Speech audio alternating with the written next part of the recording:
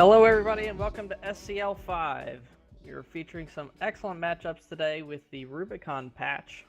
So definitely some great stuff. We've got CCP guests as well. I am one of your hosts, Alexei of Card, joined here by Apathetic Brent. Hey guys, welcome back to SCL5. It should be a pretty fun one. We've got 12 teams for you coming up and pretty good lineup of commentators too. And our third host is Soldat of the Dark. Hi. A man of few words. Okay, my name's Dark Soldat. You may better know me as Count Monte Carlo. I'm the logistics pilot for Hydra Reloaded and Warlords of the Deep. Taking a look at some of our matches here, our first matchup is going to be Test versus Ronin. Second match, Nobound versus a last-minute replacement of Nor Academy that I volunteered / punished by having them fill in for somebody. Dunktown versus Warlords. EXE versus something else. Triverge is, I believe, has a bye. Is that right? I believe so. Yep, so they're going to be facing one of these winners, and after that, it's just going to be a fantastic set of matches pretty much for the next couple hours. So I hope you'll join with us for the entire broadcast. We've got some great guests, as I mentioned, including CCP Rise. Can't wait to talk to him about Rubicon. Yeah, it's going to be a lot of fun. So this morning's initial commentary group is going to be Elendar and Zhao Amadeus. And if you guys want to say hi real quick. Hey guys, welcome back to SCL5. Looking forward to all the matches today. Personally, I'm especially looking forward to seeing Footwork again. They very, very nearly pulled it out last time after a lot of long, drawn-out fights through the losers bracket, so kind of hoping they go all the way. And of course, looking forward to random setups from Test again. Yeah, additional teams that have buys. We've got Deepwater and the Reputation Cartel. Yeah, all three of those are probably, all three of the teams with buys are probably going to be pretty solid. Rep Cartel's always done well. I don't think they've placed lower than 4th in any of the ones that they've come in. And I think they're one of the only teams to take a map off of Warlords. Keep in mind that today, Nor Academy was a last minute replacement for Zulu Squad, who pulled out like yesterday, so they didn't have a whole lot of time to put a team together. Also, Warlords, I think it's Much Warlords So Deep or something like that. It's not actually Warlords of the Deep. It's a team led by Gorski Car. It does have some of the members, but it's not actually Warlords of the Deep. I certainly plan on getting quite confused by the Zulu Noir mix-up, so expect me to say Zulu far too many times when I should be saying Noir Academy. Oh, that's right. They have no pride. But other fun trivia about the Nor Academy team, the FC was essentially a Care Bear a little over a month ago. This will be his second time ever FCing, and his first time FCing more than something that's like a handful of frigates. So is he So more bring or your less popcorn. experienced than the rest of his team? Yeah, quite possibly. Well, at least you won't have time to mess it up for long before they all whelp. Yeah, exactly. You never know, they could do well. I think they're extremely excited to be able to participate. It was sort of a last minute thing, but you know, this guy has been very vocal about getting more FC experience. And when I heard that somebody dropped out, you know, rather than redo the brackets, saw an opportunity to, you know, give him a shot at the chair, so to speak.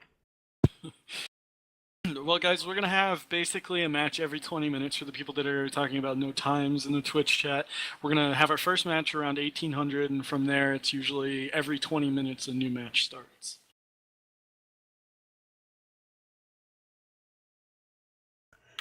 Brent, would you talk about maybe some of your expectations for this day's events? Which teams do you think are going to perform strongly? What kind of meta do you think we're going to see with the Rubicon patch?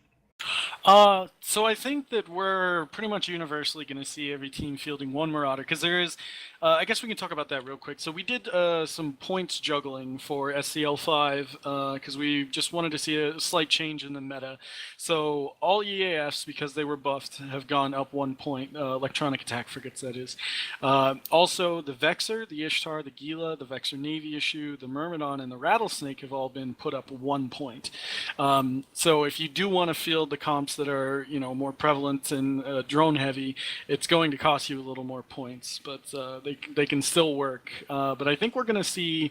With the introduction of the Bastion module for Marauders, we decided to limit Marauders to 1 per team. Anything more than that, you'd probably end up with just stalemates. So Bastion mode basically allows you to have a lot more range, and it doubles your effective tank. It's a 1-minute cycle, and you can't move your ship. It's a lot like Siege. So, like I said, you can see golems getting like 6,000 DPS active tanks. Yeah, I expect we'll see a lot of cruise golems, especially with sort of ships that can just hit that bastion, sit somewhere, and spam out crews across the field, hit the frigates fairly easily. I'm hoping we won't see too many of them. I'm personally not a massive fan of it, but it'll be interesting. Also, if teams do take it, that's one ship that won't be able to move, so it's very immobile. It kind of forces the entire team to support that ship. You don't want to risk losing it by having it get swarmed, and at the same time, if you're kind of pinned to it, you're probably kind of gimping yourself, because if your team can take a few more battleships, be more mobile, you might have some problems. Well, I mean, besides its own stats capabilities, you got to keep in mind it's a very large point investment on this, essentially a one-trick pony. So if it does get DPS down because it can't receive any kind of reps during that time, if the local tank gets overwhelmed, that's a good chunk of your damage and a good chunk of your team's investment just gone. Yeah, they are relatively difficult to take out, though. As far as expectations and teams today, Dunktown Abbey, that was Team USA from from SCL4. I think that the more experience they get, the better and better they're going to be. I'm expecting them to do pretty well this time around. Rep Cartel has always been strong. Footwork has been getting better and better every time around. Also, we have, for the first time, a prepared Rote Capel team, in No Boundaries coming out. And just so you guys know, all 4 of the buys are going to be top place teams from SCL4.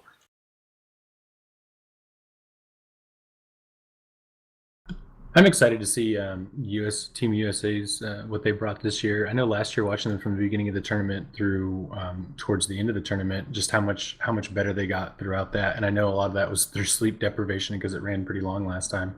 So I'm excited to see how much they've learned and how much they're willing to bring back this time. For my own part, I'm expecting strong showings from Reputation Cartel and Triverge. I think we're going to see a lot out of them today. Soldat, what about you? I think The Verge will dominate the tournament. They have some really good players in there, and they have probably the most tournament experience of any other player in the tournament. Yeah, they're always a strong candidate. Well, and also the team could do pretty well, assuming they don't split up and reform halfway through the tournament. So Triverge is actually like some of the isn't that Knifey and Edenmain and then the Verge guys? Yeah, and Verge won won SCL4, so there's a good chance that they'll take this tournament. But who knows? Maybe Rep Cartel or one of the other Forerunners will pull up an upset. Let's talk about this very upcoming match. We've got Test versus the Ronin, and the bans are in. I find them somewhat interesting. Test has decided to ban the Ishtar and one of the new SOE cruisers, the Stratios, whereas Ronin bans the Dami and the Scimitar. So we're definitely seeing a target against the drone meta, but also the Scimitar thrown in from the Ronin. Any ideas what this might signal? What are we going to be able to see from these teams? Well, I think that we'll probably see, like I said, I think we're going to see Marauders. I have to double check and see what the bans were again. I wasn't listening. No Marauders banned, interestingly. Ishtar, Simi, Dami, Stratios. Yeah, so I mean, that's 3 sentry boats and a logistics, so we'll see what these guys decide to do. It should be pretty interesting looking at what's on field. Yeah, it should be pretty fun. Interesting that no one's banning out Marauders yet, so possibly during playtesting people have been doing, they haven't worked out very well. Could just be these 2 teams aren't great fans of them. Could be that simply because they're so limited in mobility, which is very important in the tournaments, they're just not that effective in tournament play. The other thing that could be happening here is, somewhat of a meta lag with the drones being so dominant in the last Alliance tournament. Perhaps if Marauders start to take they're a very forceful position early in this tournament, we may see teams adjust their banning strategies mid-go, but obviously this being the first match, that wouldn't be the case. Yeah, that's also true. With Dominance, certainly it's a safe ban, even with the slight point adjustments. It's still one of the most powerful ships around for this sort of fight.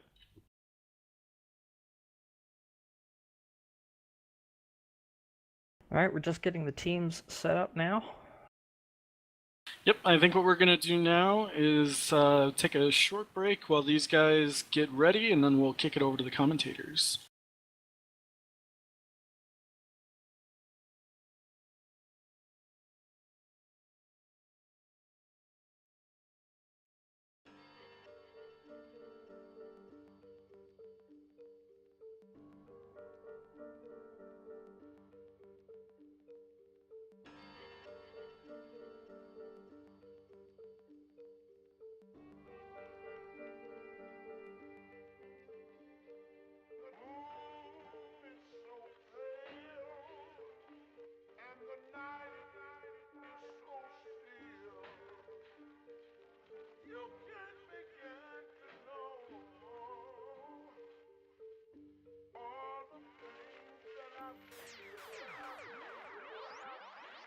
Welcome to the next level.